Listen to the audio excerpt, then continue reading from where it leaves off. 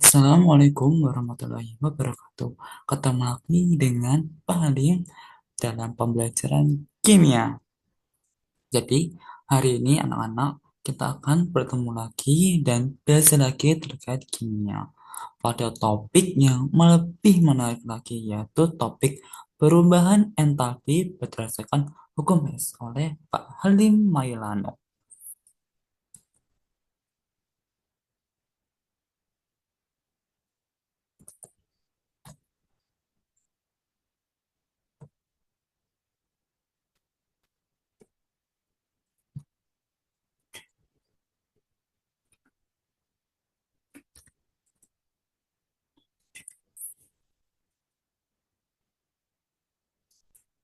Assalamualaikum warahmatullahi wabarakatuh.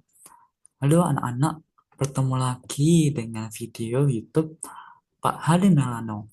Kali ini kita akan membahas terkait perubahan entalpi berdasarkan hukum Hess oleh Pak Halim Mailano.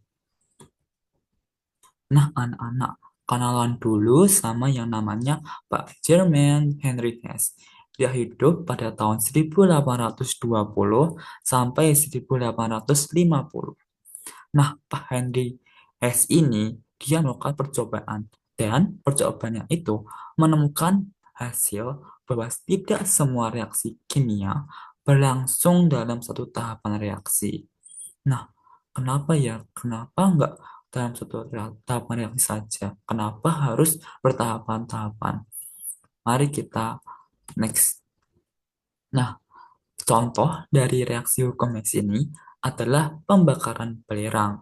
Untuk tahap satunya, 2S dalam bentuk solid atau sulfur atau belerang dalam bentuk padatan akan dibakar dengan gas O2 dan membentuk suatu gas 2SO2. Untuk tahapan 2-nya, produk dari tahapan satu akan dibakar lagi dengan gas O2 dan membentuk gas 2SO3. Untuk tahapan totalnya, seperti ini anak-anak. 2S ditambah 3O2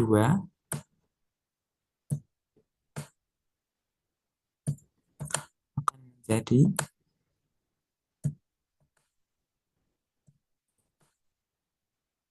2SO3. Ini untuk tahapan dalam satu tahapan saja anak-anak. Nah, kenapa perlu dibuat dua? Karena sebenarnya di alam itu sulfur tidak bisa bereaksi langsung dengan 3 mol O2. Sehingga diperlukan beberapa tahapan seperti pada layar anak-anak. Untuk tahap pertamanya direaksikan terlebih dahulu. Untuk tahap keduanya baru sisanya. Seperti kalian membuat kue, ada tahapannya. Seperti kalian menuruni tangga, ada tahapannya, ada step-stepnya yang harus dilaksanakan. Begitu. Jadi tidak bisa langsung. Gitu anak-anak. Menurut Pak Henry Hess. And next.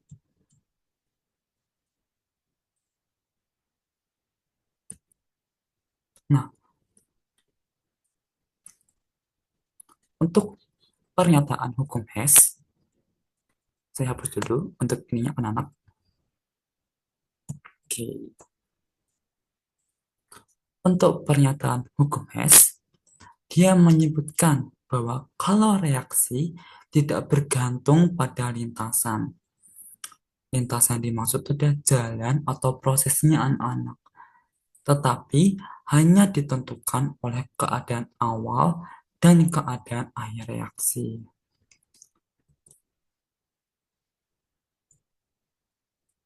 Untuk contoh penerapan hukum Hess, yaitu reaksi pembakaran karbon dalam satu tahapan.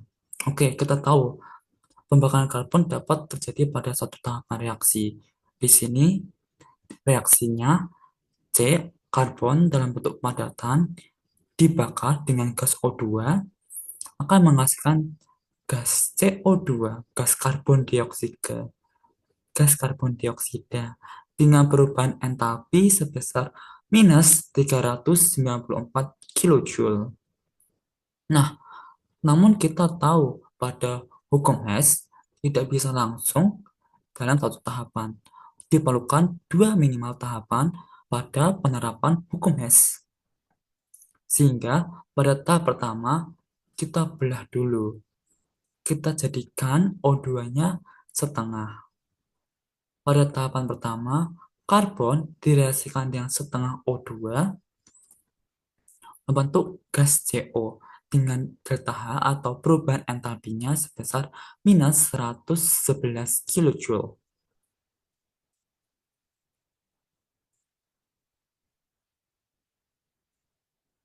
Oke, pada tahap 2-nya,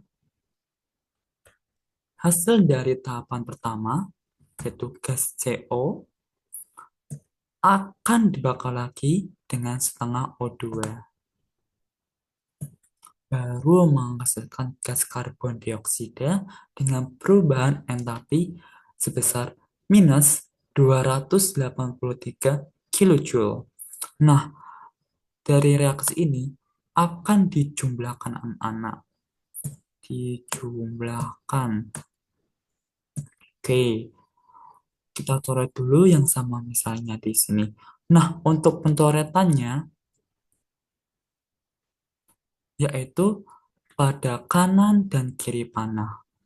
Oke, pada tahapan pertama, gas CO berada di sebelah kanan panah. Di sini. Oke, kita lihat pada tahapan kedua, ada gas CO lagi enggak? Oh, ternyata ada. Kita coret. Oke, oke, paham anak-anak?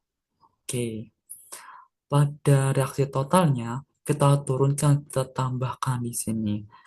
Karbon ditambah setengah O2, oke, ditambah setengah O2 akan menghasilkan CO2. Oke, oke, udah clear di sini.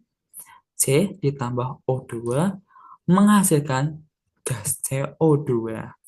Nah, sekarang untuk perubahan entalpinya. Mudah aja anak-anak. Berarti perubahan entalpi yang kedua di sini akan ditambah dengan perubahan entalpi yang ketiga di sini. Ditambah, dimasukkan datanya. Perubahan entalpi kedua diketahui sebesar minus 111 kilojoule. Nah, lalu akan ditambahkan dengan perubahan entalpi ketiga, yaitu sebesar minus 283 kilojoule. Sehingga nanti tetap ditemukan bahwa reaksi total sebesar minus 100 minus 394 kilojoule. Oke, sama ya anak-anak antara pembakaran pakai tahap satu tahapan saja dengan yang menggunakan prinsip hukum Hess.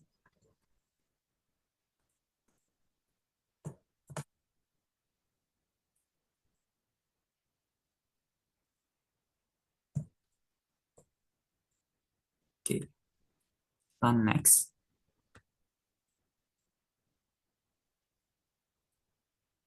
Nah, kita udah tahu, sudah bisa menentukan tahap-tahapan pada penerapan hukum Hess.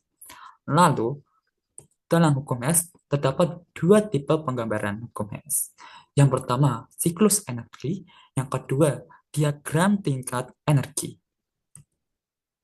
Untuk siklus energi,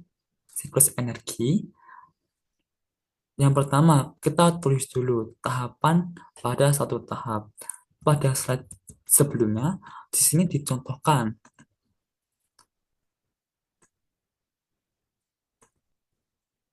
C ditambah O2 menghasilkan CO2. Oke.